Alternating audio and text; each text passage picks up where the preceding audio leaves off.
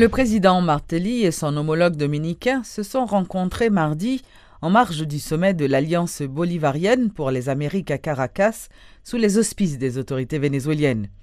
Les deux présidents ont pris l'engagement de créer une commission de haut niveau chargée d'organiser un agenda de travail sur tous les points d'intérêt commun, ce qui, dans les faits, correspond à une reprise du dialogue dès le 7 janvier prochain. Une réunion bilatérale a d'ailleurs eu lieu ce mercredi à la primature.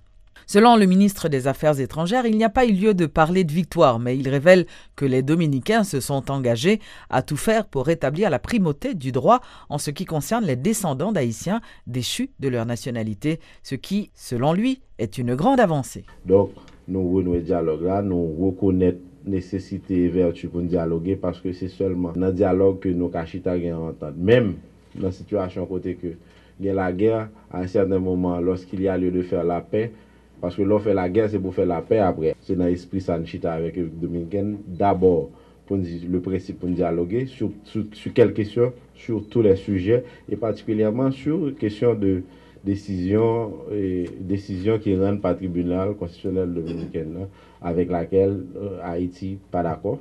Et la République dominicaine consciente même de la nécessité pour regarder questions ça, pour regarder en vertu de législation la caillou. Comment il va prendre des mesures pour trouver une solution appropriée. Et nous d'accord que nous avons fait dialogue là, mais inviter l'autre partenaire qui déjà prononcé sur question ça.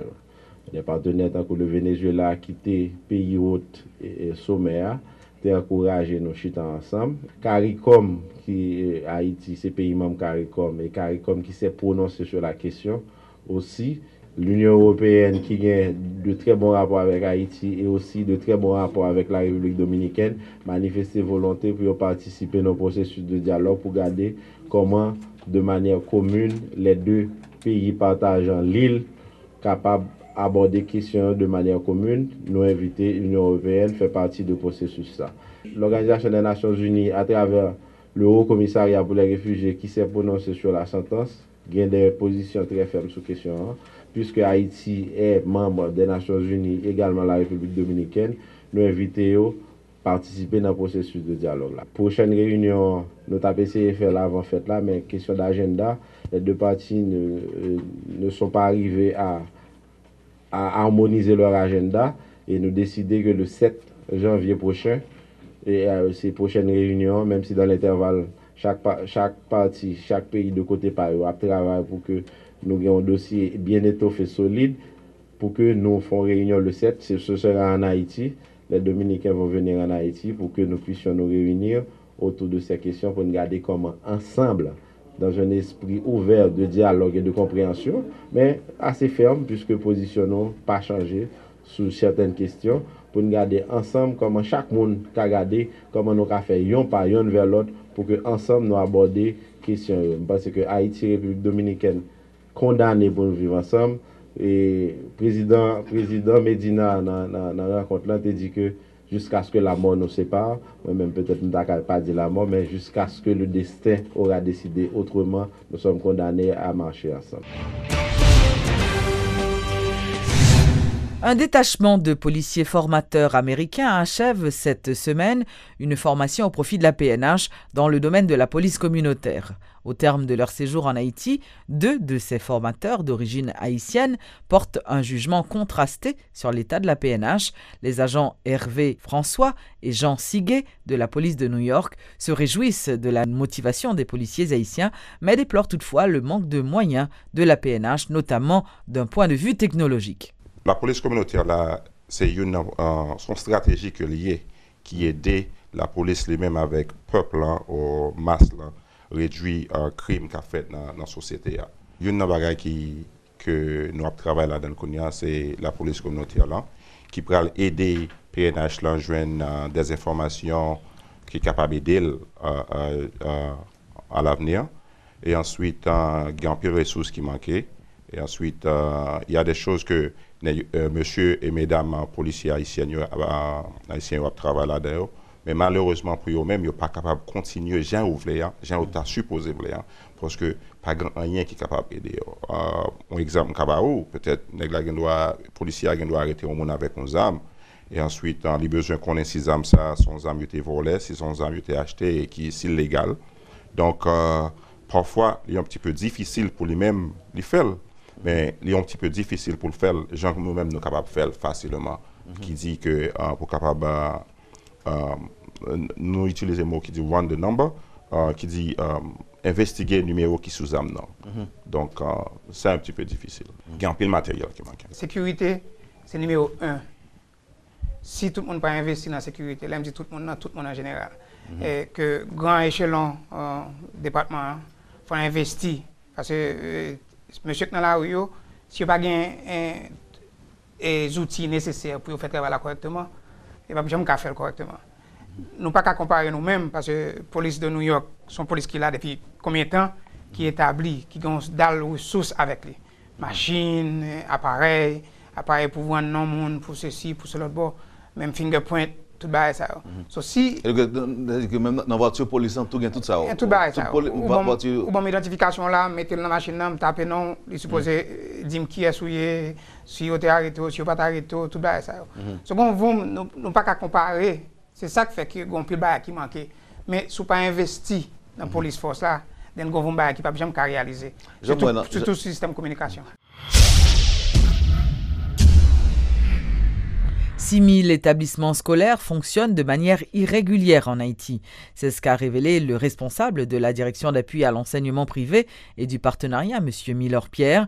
Il a fait ces révélations lors de sa participation ce mercredi à la cérémonie de remise de parchemin de licence à plus de 500 écoles. Le recensement 2010-2011, il fait état de 14 162 écoles non publiques qui fonctionné dans le pays.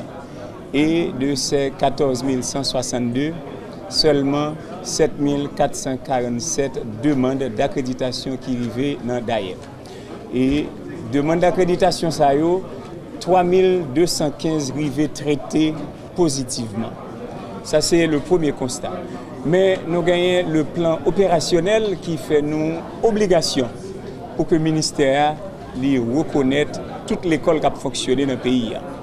Et dans la logique, la décision ministère prend, c'est arrivé d'ici 2015 reconnaître l'école. Je dis c'est vraiment incompréhensible que vous gagnez des écoles qui ont bénéficié de la subvention scolaire, ou des écoles qui ont inscrit des candidats aux examens d'État et que le ministère n'a pas reconnaître. Donc, dans ce sens, une décision adoptée pour que le ministère reconnaisse toute l'école, quitte à ce que c'est une reconnaissance provisoire qui peut accorder à toute l'école pendant une année. L'école a gagné pour faire le dépôt de pièces pour avoir information sur l'école, sur le personnel enseignant, et sur le bâti scolaire, sur l'équipe école. Donc voilà, ensemble objectif que le ministère a tête pour d'ici 2015, conformément aux recommandations du plan opérationnel. Le directeur général du Conseil national de télécommunications, Jean-Marie Guillaume, annonce une intensification de la lutte contre le bypass et les appels internationaux illégaux. Selon M. Guillaume, le Conatel a pu collecter pour le programme SUGO 4,4 millions de dollars américains grâce à la lutte contre cette pratique. Chiffre 4,7 millions, et logiquement c'est que si nous n'avons pas gagné un programme, si nous n'avons pas fait et programme sous contrôle faute téléphonique là, nous tapons et collecter à peu près, sous estimation, 4,7 millions de dollars en moins. Donc c'est ça au montant que ou sauvegarder à cause de programme là. Et jusqu'à date, le programme SUGO, c'est à peu près 63 millions de dollars qui est collecté pour lui. L'important pour nous comprendre que ce n'est pas seulement radio-télévision, mais il y a un pile effort qui a fait. Et système, ça, c'est un système que la nouvelle administration a mis sur pied. Et nous avons une équipe qui travaille de manière assidue sur l'appel frauduleux. Et ça est également appel sur Internet. Donc, moi, dis population que le travail ça a fait là, c'est un travail qui peut permettre que justement nous vînes arriver à des décisions qui permettent que ou jeunes ingénieurs qui sont diplômés ici joignent plus d'opportunités. Parce que il n'est pas normal que ce sont des compagnies que l'on paye directement sur carte crédit et qui là-bas, c'est au même cap rentrer comme. Et donc, ça n'a fait, c'est premièrement comprendre et dimensionner le problème là, et une fois qu'on dimensionne le problème là, discuter avec le secteur concerné, comment on est là que nous sommes capables, et sans ne pas freiner technologie, train technologie, mais comment que nous sommes capables nous-mêmes nous monter l'entrain pour nous capables de conduire le train. Nous ne pouvons pas montrer chita l'entrain, ça nous le fait, c'est monter l'entrain pour nous capables de conduire le train. La morgue de l'hôpital général sera transférée dans un nouvel espace proposé par le ministère de l'Intérieur, ceci très bientôt. C'est ce qu'a annoncé ce mercredi la ministre de la Santé publique, Florence Duperval-Guillaume. Nous ne sommes pas capables de gagner à l'intérieur de l'hôpital universitaire une morgue municipale. Une morgue municipale, ça veut dire tout le monde, depuis qu'on mourit, que par les côtés pour aller, premier côté, on vient à l'hôpital général. Donc, nous travaillons étroitement avec le ministère de l'Intérieur, le ministre Mazil, qui déjà joint un espace pour les capables de faire une morgue municipale. Et maintenant, avec lui, de telle sorte que nous comprenons peut-être que ça n'a pas de budget, mais étant donné que négociation vient et que c'est un sujet d'importance par rapport à la nouvelle vision de nouvel hôpital que nous voulons, moi je dis, pas de problème, je suis capable d'entendre moi avec lui pour que comme Kouyo était déjà dans le budget, pour que m'absorbe Kouyo, mais je suis obligé de retirer morgue là, aspect municipal là, pour aller loger de l'autre côté. Et nous-mêmes, nous déjà commandé une autre morgue qui répond à la nouvelle vision de l'hôpital là. Donc, un morgue petit qui a servi uniquement l'hôpital de l'Université d'État d'Haïti. Selon ça, le dit moi, c'est que les jeunes terrains déjà. Donc, pratiquement, pour nous, c'est un démobiliser ça que l'hôpital général là, aller remobiliser dans l'autre espace. C'est un espace que le joignent. Nous pourrons le mettre probablement préfabriqué là dans en attendant, mais ce n'est pas une construction définitive, mais c'est une délocalisation pour que nous-mêmes nous capables de travailler correctement dans l'esprit de nouvel hôpital que nous avons parlé. Le ministre des Affaires sociales, Charles Jean-Jacques, ainsi que les membres du Conseil supérieur des salaires, avaient sollicité un report de l'audition prévue ce mercredi au Sénat de la République, ce qui a eu pour but de provoquer une réaction offusquée du sénateur Steven Benoît. Dans un communiqué, le ministère des Affaires sociales et du Travail déplore que le sénateur Benoît, en dépit du fait qu'il ait été informé du report de l'audition, ait malgré cela annoncé à la presse la présence du ministre des Affaires sociales et les membres du Conseil supérieur des salaires au Sénat ce mercredi. Nous-mêmes, nous demandons une invitation pour le 10. Nous avons demandé 18. Nous ne pas plaindre, nous ne pas rechigner. 18, nous venons camper là. Nous ne pas venir. Donc je dis à eux montrer que, encore une fois, c'est le mépris total du Sénat de la République. Ils ne pas respecter le Sénat. Donc nous constatons, nous faisons constat qu'ils ne pas respecter nous. Le plan, probablement, ce n'est pas fini du tout. Pas parler avec nous. Et puis, on dit, le temps marché sur eux, il n'y a pas de sénateur. Et puis, pour le 1er janvier, on dit, bah, l'entrée en vigueur. C'est plan, ça tout. Pour constater que nous ne sommes pas là, mais nous faisons malade, nous là nous-mêmes. C'est le gros cafouillage, ils ont dit les sénateurs qui disent pas là, demandez qui correspond à ce qui dit pas là.